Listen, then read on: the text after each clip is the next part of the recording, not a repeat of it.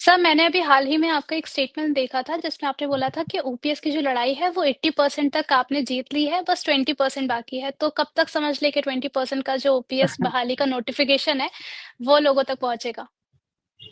देखिए उर्वशी जी, ये बात सच है कि हमारी डिमांड ओपीएस है। सरकार एनपीएस से लेकर के यूपीएस तक आई है। और यूपीएस में मैं इस बात को इसलिए कह रहा हूँ क्योंकि सपोज दैट मैं उन सभी लोगों के लिए जिनकी नौकरी 25 साल या 25 साल से ज्यादा है, उनके जी। केस में क्या है कि सरकार ये कहती है कि जो यूपीएस में 10% एम्प्लॉय का जा रहा है और 10% जो सरकार डाल रही है, उसके अलावा जो 8.5% अलग पूल कार्पस में डाल रही है, वो कैलकुलेशन में मायने नहीं रखता क्योंकि कैलकुलेशन में उसका कोई रोल नहीं है। तो सरकार ये कह रही है कि 10+10 में से भी at the time of retirement employ 60% तक विड्रा कर सकता है। लेकिन अगर वो जितना विड्रा करेगा उतनी ही उसकी पेंशन कम हो जाएगी। अब इसको ऐसे एग्जाम्पल से समझिए कि मान लीजिए कोई एक कैंडिडेट है, वो 25 साल की नौकरी पूरी करने के बाद रिटायर हो गया और उसने यूपीएस ले लिया था। तो यूपीएस में सरकार उसको जो लमसम अमाउंट देगी, तो वो लमसम अमाउंट इतना बैठेगा कि जो उसका 25 साल तक अमाउंट डिडक्ट हुआ है, 10+10 में से 10 वाला हिस्सा, उसमें से जी। उसको 10 में से 2 रुपए वापस मिल जाएंगे, बचे 8 रुपए। अगर वो 8 रुपए निकाल लेता है 10+10 में से, जो उसका 8 रुपया बच गया ब्याज सहित, अगर उस पैसे जी। को भी वो निकाल लेता है, तो उसको 50% की बजाय 30% पेंशन मिलेगी डीए के साथ।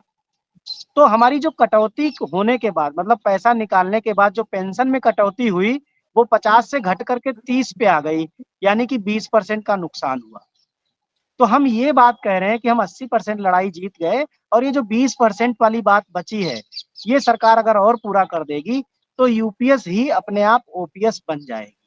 इसलिए मैं ये बात कहता हूं कि सरकार, देखिए सरकार का एक पैटर्न है, वो बदलाव के माध्यम से ही ओपीएस की तरफ बढ़ रही है। हमें नहीं फर्क पड़ता कि वो बदलाव के माध्यम से बढ़े या एनपीएस यूपीएस को खत्म करके आगे बढ़े। हमारे लिए ये इंपॉर्टेंट है कि सरकार ओपीएस की तरफ आगे बढ़े, और वो बढ़ रही है। हम धीरे धीरे सही लेकिन बढ़ रहे हैं। हमें उम्मीद है सरकार हमारी बात को सुनेगी, इस चैनल के माध्यम से भी उन तक बात पहुंचेगी और ये जो 20% की जो समस्या बची है इसको भी पूरा करेगी। सर, आपने अभी सरकारी जो कंट्रीब्यूशन है उसके बारे में बात की थी, तो अगर हम ओपीएस और एनपीएस का जो फिजिकल बर्डन है उसको समझना चाहें। देखिए, सरकार बार बार कहती है कि ओपीएस एक बहुत बड़ा फिजिकल बर्डन हो सकता है। तो मैंने अभी अपनी पिछली बात में ये कहा कि सरकार ने जब 40% अंशदान बढ़ा दिया, 10 से जी। बढ़ा करके 1 अप्रैल 2019 को 14% कर दिया, तब सरकार को ये नहीं लगा। मैं दावे के साथ कह रहा हूँ मैडम, दावे के साथ और रिसर्च करने के बाद कह रहा हूँ कि आज से 10 साल के बाद सरकार एनपीएस जी। अपने आप खत्म कर देगी।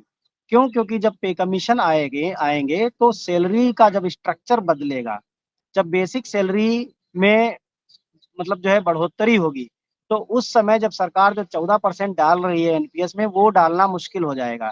दूसरी बात, 24 अगस्त 2024 को सरकार ने 14 से बढ़ा के 18.5 कर दिया है। अब 20% के आसपास पहुंच गए टोटल सैलरी का। तो आप समझिए कि जी। 18.5% डाल पाना तो लगभग लगभग नामुमकिन हो जाएगा। तो सरकार जो ये बात कह रही है कि ओपीएस देना बहुत बड़ा बर्डन है, तो ओपीएस से तो बड़ा बर्डन यूपीएस है, जिसमें आप 18.5% डाल रहे हो। उससे बड़ा बर्डन एनपीएस कल हो जाएगा। आप 2004 में लेकर के आए और अभी मुश्किल से 22 साल हुए हैं। मैं दावे के साथ कह रहा हूं कि 22 और 10 32 32 साल के अंदर एनपीएस ऑटोमेटिकली खत्म करेगी सरकार। हमें पेंशन देगी कि नहीं देगी वो एक अलग मुद्दा है, लेकिन एनपीएस को सरकार नहीं चला पाएगी। इसीलिए हम सरकार से कह रहे हैं, आप जो भी मैनेजमेंट कर रहे हो वो अलग से करते रहो, हमारा पैसा लेते रहो। उस पैसे पर जितना एक्स्ट्रा ब्याज आए वो आप अपने कॉर्पस में डाल लो।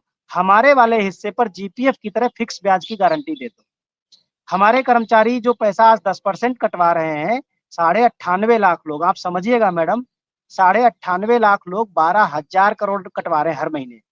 अगर सरकार हमारे हिस्से पर ब्याज की गारंटी दे दे, फिक्स ब्याज की जैसे जीपीएफ में देती है, तो ये 12,500 करोड़ रुपए बढ़ करके कहीं 36 और 40,000 करोड़ तक पहुंच जाएगा।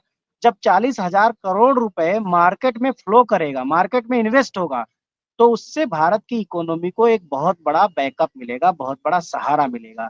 तो मैं ये बात जी, कहना चाहता हूँ कि अगर आप हमें जीपीएफ की तरह ब्याज की गारंटी देते हैं, तो मार्केट की लिक्विडिटी को हम 2-3 गुना बढ़ा देंगे।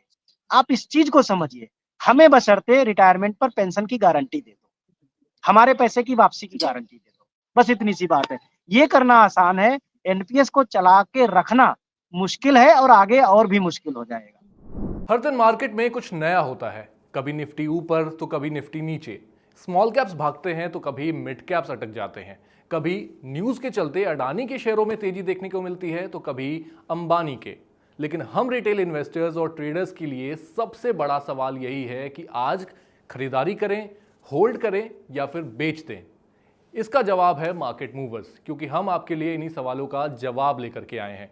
यहां पर आपको मिलते हैं clear levels, chart signals, sector trends और एक्सपर्ट इनसाइट्स, ताकि आप सिर्फ हेडलाइंस नहीं, असली मार्केट को समझ पाएं। इसीलिए मंडे से लेकर के फ्राइडे तक सुबह 11 बजे मार्केट मूवर्स के साथ जुड़ना ना भूलें और फाइनेंस ज्ञानी को सब्सक्राइब कर लें।